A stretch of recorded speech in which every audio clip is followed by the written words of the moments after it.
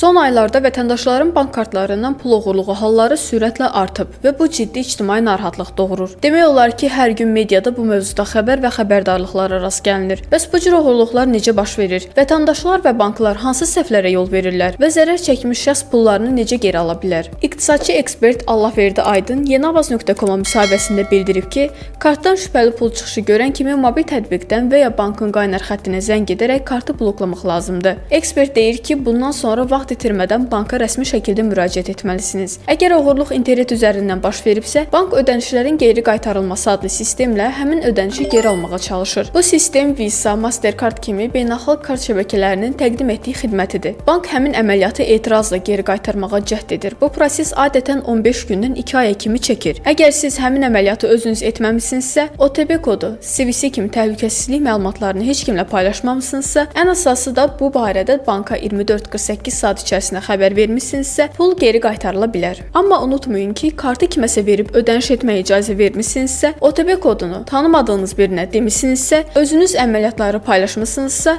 ya da oğurluq barədə banka vaxtında xəbər verməmisinizsə, bu hallarda bank məsuliyyəti üzərinə götürmür və pullar geri qaytarılmır.